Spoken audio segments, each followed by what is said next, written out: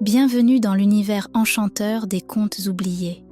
Aujourd'hui, je vous invite à plonger dans l'une des œuvres captivantes de Jeanne-Marie Le Prince de Beaumont, autrice du célèbre conte La Belle et la Bête.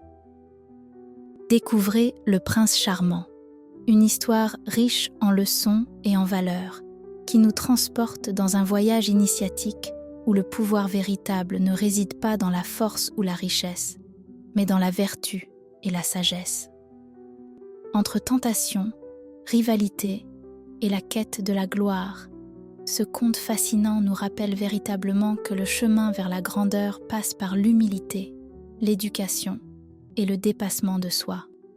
Préparez-vous à être emporté par cette histoire intemporelle, remplie de sagesse et de magie. Installez-vous confortablement et laissez-vous bercer par les murmures d'Aïssia.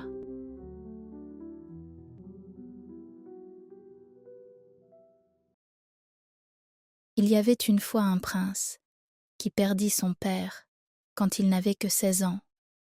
D'abord, il fut un peu triste, et puis, le plaisir d'être roi le consola bientôt. Ce prince, qui se nommait Charmant, n'avait pas un mauvais cœur, mais il avait été élevé en prince, c'est-à-dire à faire sa volonté, et cette mauvaise habitude l'aurait sans doute rendu méchant par la suite. Il commençait déjà à se fâcher quand on lui faisait voir qu'il s'était trompé. Il négligeait ses affaires pour se divertir, et surtout, il aimait si passionnément la chasse qu'il y passait presque toutes les journées. On l'avait gâté, comme on fait avec tous les princes. Il avait pourtant un bon gouverneur, et il l'aimait beaucoup quand il était jeune, mais lorsqu'il fut devenu roi, il pensa que ce gouverneur était trop vertueux. « Je n'oserai jamais suivre mes fantaisies devant lui, » disait-il en lui-même. « Il dit qu'un prince doit donner tout son temps aux affaires de son royaume, et j'aime mes plaisirs. Quand même, il ne me dirait rien, il serait triste, et je connaîtrais à son visage qu'il serait mécontent de moi. Il faut l'éloigner, car il me gênerait. » Le lendemain, Charmant assembla son conseil, donna de grandes louanges à son gouverneur et dit que pour le récompenser du soin qu'il avait eu de lui, il lui donnait le gouvernement d'une province qui était fort éloignée de la cour. Quand son gouverneur fut parti, il se livra au plaisir et surtout à la chasse, qu'il aimait passionnément. Un jour que Charmant était dans une grande forêt, il vit passer une biche, blanche comme la neige. Elle avait un collier d'or au cou, et lorsqu'elle fut proche du prince, elle le regarda fixement et ensuite s'éloigna. « Je ne veux pas qu'on la tue, » s'écria Charmant. Il commanda donc à ses gens de rester là avec ses chiens, et il suivit la biche. Il semblait qu'elle l'attendait, mais lorsqu'il était proche d'elle, elle s'éloignait en sautant et gambadant. Il avait tant d'envie de la prendre qu'en la suivant, il fit beaucoup de chemin, sans y penser. La nuit vint, et il perdit la biche de vue. Le voilà bien embarrassé, car il ne savait pas où il était. Tout d'un coup, il entendit des instruments, mais ils paraissaient être bien loin. Il suivit ce bruit agréable et arriva enfin à un grand château où l'on faisait ce beau concert. Le portier lui demanda ce qu'il voulait et le prince lui conta son aventure. « Soyez le bienvenu, » lui dit cet homme. « On vous attend pour souper, car la biche blanche appartient à ma maîtresse, et toutes les fois qu'elle la fait sortir, c'est pour lui amener compagnie. » En même temps, le portier siffla, et plusieurs domestiques parurent avec des flambeaux et conduisirent le prince dans un appartement bien éclairé. Les meubles de cet appartement n'étaient point magnifiques, mais tout était propre et si bien arrangé que cela faisait plaisir à voir. Aussitôt, il vit paraître la maîtresse de la maison. Charmant fut ébloui de sa beauté, et s'étant jeté à ses pieds, il ne pouvait parler, tant il était occupé à la regarder. « Levez-vous, mon prince, » lui dit-elle, en lui donnant la main. « Je suis charmée de l'admiration que je vous cause. Vous paraissez si aimable que je souhaite de tout mon cœur que vous soyez celui qui doit me tirer de ma solitude. Je m'appelle Vraie Gloire et je suis immortelle. Je vis dans ce château depuis le commencement du monde en attendant un mari. Un grand nombre de rois sont venus me voir, mais, quoiqu'ils m'eussent juré une fidélité éternelle, ils ont manqué à leur parole et m'ont abandonné pour la plus cruelle de mes ennemis. « Ah, belle princesse, dit Charmant, peut-on vous oublier quand on vous a vue une fois? Je jure de n'aimer que vous, et dès ce moment je vous choisis pour ma reine. Et moi, je vous accepte pour mon roi, lui dit Vraie Gloire, mais il ne m'est pas permis de vous épouser encore. Je vais vous faire voir un autre prince qui est dans mon palais et qui prétend aussi m'épouser. Si j'étais la maîtresse, je vous donnerais la préférence, mais cela ne dépend pas de moi. Il faut que vous me quittiez pendant 3 ans, et celui des deux qui me sera le plus fidèle pendant ce temps aura la préférence. » Charmant fut fort affligé de ces paroles, mais il le fut bien davantage quand il vit le prince dont Vraie Gloire lui avait parlé. Il était si beau, il avait tant d'esprit, qu'il craignit que Vraie Gloire ne l'aimât plus que lui. Il se nommait Absolu, et il possédait un grand royaume. Ils soupèrent tous les deux avec Vraie Gloire, et furent bien tristes quand il fallut la quitter le matin. Elle leur dit qu'elle les attendait dans 3 ans, et ils sortirent ensemble du palais.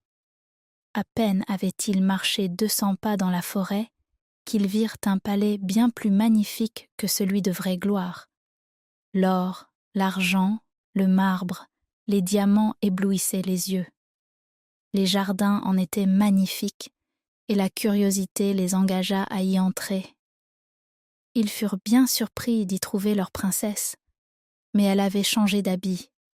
Sa robe était toute garnie de diamants, ses cheveux en étaient ornés, au lieu que la veille, sa parure n'était qu'une robe blanche garnie de fleurs. « Je vous montrai hier ma maison de campagne, » leur dit-elle. « Elle me plaisait autrefois, mais puisque j'ai 2 princes pour amants, je ne la trouve plus digne de moi. Je l'ai abandonnée pour toujours, et je vous attendrai dans ce palais, car les princes doivent aimer la magnificence. L'or et les pierreries ne sont faits que pour eux, et quand leur sujet les voit si magnifiques, ils les respectent davantage. » En même temps, elle fit passer ses 2 amants dans une grande salle. « Je vais vous montrer, » leur dit-elle, « les portraits de plusieurs princes qui ont été mes favoris. En voilà un qu'on nommait Alexandre, que j'aurais épousé, mais il est mort trop jeune. Ce prince, avec un fort petit nombre de soldats, ravagea toute l'Asie et s'en rendit maître. Il m'aimait à la folie et risqua plusieurs fois sa vie pour me plaire. Voyez cet autre, on le nommait Pyrrhus. Le désir de devenir mon époux l'a engagé à quitter son royaume pour en acquérir d'autres. Il courut toute sa vie et fut tué malheureusement d'une tuile qu'une femme lui jeta sur la tête. Cet autre se nommait Jules César. Pour mériter mon cœur, il a fait pendant 10 ans la guerre dans les Gaules. Il a vaincu Pompée et soumis les Romains. Il eût été mon époux, mais ayant contre mon conseil pardonné à ses ennemis, ils lui donnèrent 22 coups de poignard. La princesse leur montra encore un grand nombre de portraits, et, leur ayant donné un superbe déjeuner, qui fut servi dans des plats d'or, elle leur dit de continuer leur voyage. Quand il fut ressorti du palais, Absolu dit à Charmant : « Avouez que la princesse était 1000 fois plus aimable aujourd'hui, avec ses beaux habits, qu'elle n'était hier, et qu'elle avait aussi beaucoup plus d'esprit. » « Je ne sais, » répondit Charmant. « Elle avait du fard aujourd'hui, elle m'a paru changée, à cause de ses beaux habits. Mais assurément, elle me plaisait davantage sous son habit de bergère. » Les 2 princes se séparèrent et s'en retournèrent dans leur royaume, bien résolus de faire tout ce qu'ils pourraient pour plaire à leur maîtresse. Quand Charmant fut dans son palais, il se ressouvint qu'étant petit, son gouverneur lui avait souvent parlé de vraie gloire, et il dit en lui-même « Puisqu'il connaît ma princesse, je veux le faire revenir à ma cour. Il m'apprendra ce que je dois faire pour lui plaire. » Il envoya donc un courrier pour le chercher, et aussitôt que son gouverneur, qu'on nommait Sincère, fut arrivé, il le fit venir dans son cabinet et lui raconta ce qui lui était arrivé. Le bon Sincère, pleurant de joie, dit au roi « Ah, mon prince, que je suis content d'être revenu. Sans moi, vous auriez perdu votre princesse. Il faut que je vous apprenne qu'elle a une sœur, qu'on nomme Fausse Gloire. Cette méchante créature n'est pas si belle que vraie gloire, mais elle se farde pour cacher ses défauts. Elle attend tous les princes qui sortent de chez vraie gloire, et comme elle ressemble à sa sœur, elle les trompe. Ils croient travailler pour vraie gloire, et ils la perdent en suivant les conseils de sa sœur. Vous avez vu que tous les amants de Fausse Gloire périssent misérablement. Le prince absolu, qui va suivre leur exemple, ne vivra que jusqu'à 30 ans. Mais si vous vous conduisez par mes conseils, je vous promets qu'à la fin, vous serez l'époux de votre princesse. Elle doit être mariée au plus grand roi du monde. Travaillez pour le devenir. « Mon cher Sincère, répondit Charmant, tu sais que ce n'est pas possible. Quelque grand que soit mon royaume, mes sujets sont si ignorants, si grossiers, que je ne pourrai jamais les engager à faire la guerre. Or, pour devenir le plus grand roi du monde, ne faut-il pas gagner un grand nombre de batailles et prendre beaucoup de villes ? » « Ah, mon prince, repartit Sincère, vous avez déjà oublié les leçons que je vous ai données. Quand vous n'auriez pour tout bien qu'une seule ville et 200 ou 300 sujets, et que vous ne feriez jamais la guerre, vous pourriez devenir le plus grand roi du monde. Il ne faut pour cela qu'être le plus juste et le plus vertueux. C'est là le moyen d'acquérir la princesse vraie gloire. Ceux qui prennent les royaumes de leurs voisins, qui, pour bâtir leurs beaux châteaux, acheter de beaux habits et beaucoup de diamants, prennent l'argent de leur peuple, sont trompés, et ne trouveront que la princesse Fausse Gloire, qui alors n'aura plus son phare, et leur paraîtra aussi laide qu'elle l'est véritablement. Vous dites que vos sujets sont grossiers et ignorants. Il faut les instruire. Faites la guerre à l'ignorance, au crime. Combattez vos passions, et vous serez un grand roi et un conquérant au-dessus de César, de Pyrrhus, d'Alexandre et de tous les héros dont Fausse Gloire vous a montré les portraits. Charmant résolut de suivre les conseils de son gouverneur. Pour cela, il pria un de ses parents de commander dans son royaume pendant son absence et partit avec son gouverneur pour voyager dans tout le monde et s'instruire par lui-même de tout ce qu'il fallait faire pour rendre ses sujets heureux. Quand il trouvait dans un royaume un homme sage ou habile, il lui disait « Voulez-vous venir avec moi ? Je vous donnerai beaucoup d'or. » Quand il fut bien instruit et qu'il eut un grand nombre d'habiles gens, il retourna dans son royaume et chargea tous ces habiles gens d'instruire ses sujets qui étaient très pauvres et très ignorants. Il fit bâtir de grandes villes et quantité de vaisseaux. Il faisait apprendre à travailler aux jeunes gens, nourrissait les pauvres malades et les vieillards, rendait lui-même la justice à ses peuples, en sorte qu'il les rendit honnêtes et heureux. Il passa 2 ans dans ce travail, et au bout de ce temps, il dit à Sincère « Croyez-vous que je sois bientôt digne de vraie gloire ? Il vous reste encore un grand ouvrage à faire, lui dit son gouverneur. Vous avez vaincu les vices de vos sujets, votre paresse, votre amour pour les plaisirs, mais vous êtes encore l'esclave de votre colère. C'est le dernier ennemi qu'il faut combattre. » Charmant eut beaucoup de peine à se corriger de ce dernier défaut, mais il était si amoureux de sa princesse qu'il fit les plus grands efforts pour devenir doux et patient. Il y réussit, et les 3 ans étant passés, il se rendit dans la forêt où il avait vu la biche blanche. Il n'avait pas mené avec lui un grand équipage, le seul sincère l'accompagnait. Il rencontra bientôt Absolu dans un char superbe. Il avait fait peindre sur ce char les batailles qu'il avait gagnées, les villes qu'il avait prises, et il faisait marcher devant lui plusieurs princes, qu'il avait fait prisonniers et qui étaient enchaînés comme des esclaves. Lorsqu'il aperçut Charmant, il se moqua de lui et de la conduite qu'il avait tenue. Dans le même moment, ils virent les palais des 2 sœurs, qui n'étaient pas fort éloignés l'un de l'autre. Charmant prit le chemin du premier, et Absolu en fut charmé, parce que celle qu'il prenait pour la princesse lui avait dit qu'elle n'y retournerait jamais.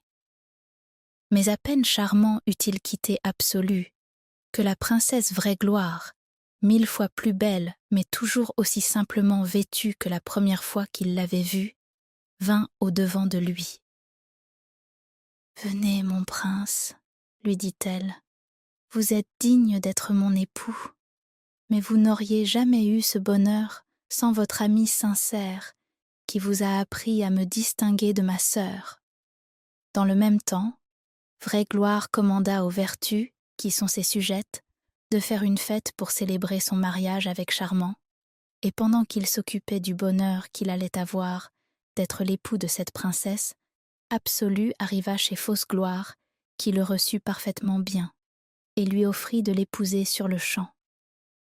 Il y consentit, mais à peine fut-elle sa femme qu'il s'aperçut, en la regardant de près, qu'elle était vieille et ridée, quoiqu'elle n'eût pas oublié de mettre beaucoup de blanc et de rouge pour cacher ses rides.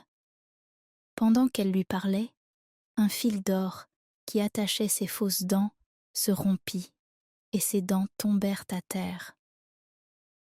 Le prince Absolu était si fort en colère d'avoir été trompé qu'il se jeta sur elle pour la battre.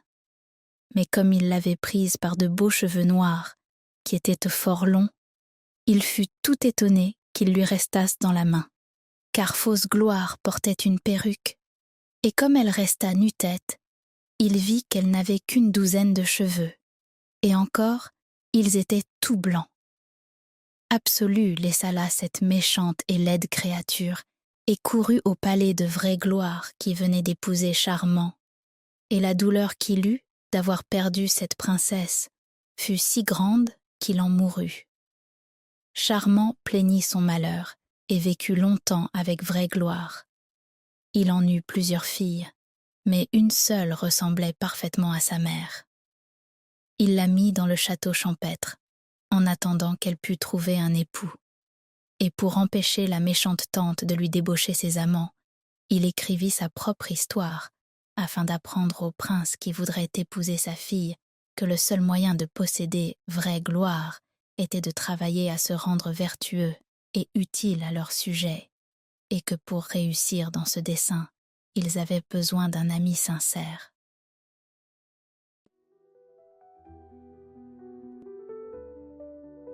Merci d'avoir écouté ce merveilleux voyage initiatique, Le Prince Charmant, par Jeanne-Marie Le Prince de Beaumont, raconté par Aïssia.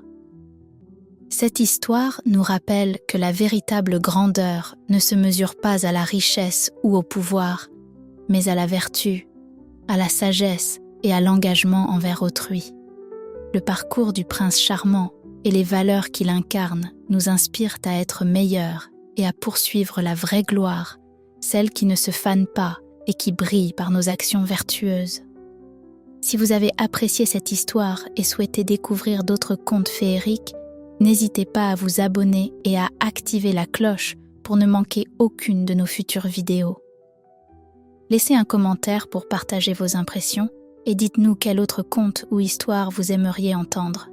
Merci encore pour votre écoute et à bientôt pour de nouvelles aventures littéraires.